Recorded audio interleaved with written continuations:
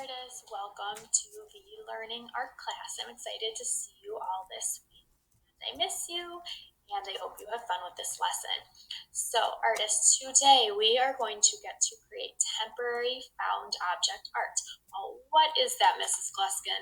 I'm so glad you asked.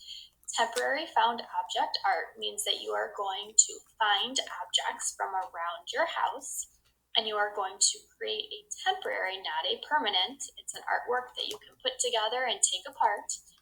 You're making an art display out of objects that you find.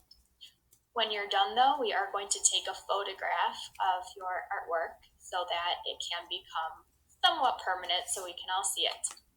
Now, artists, here is an artist who has created artwork out of laundry. Now, his name is Demont Pinder. He is based in Washington, D.C. So here he's used laundry to create a shoe. Now, you do not have to go and take your laundry to create your artwork. You could use coins, you could use silverware, you could use blocks, you could use Legos, whatever you have lying around to make your artwork. Please make sure you ask permission first before you take objects.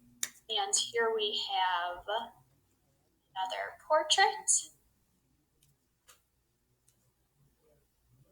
And keep in mind, this is all created out of clothes. Your example may include clothes, but again, it does not have to.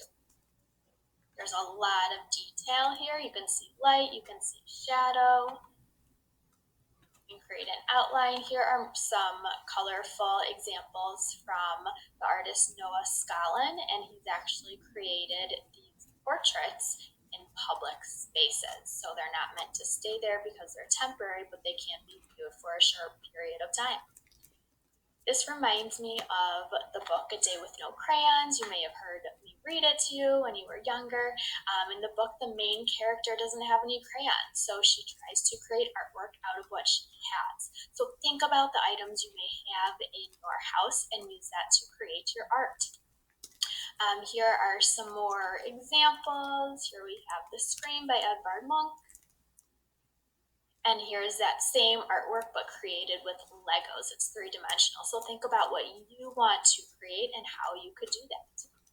Here's a Lego recreation of Pete Mondrian, who used basic primary colors, red, blue, and yellow. And here that person used the Legos as well. So simple materials, and they have a notebook paper as the background. So it doesn't have to be fancy, just want to have fun. Here we have the Great Wave recreated. It looks like there's some Christmas lights here. There's even a frying pan, a yoga mat is the background, and some sheets here. So have some fun with this. See what you can find around the house.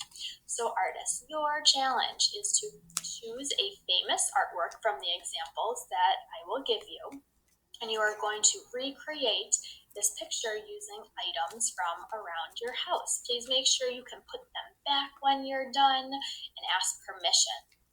You don't have to use art supplies such as crayons, markers, or colored pencils, just found objects from around your house. You can even write your name on a piece of paper and put it by your design when you are all done.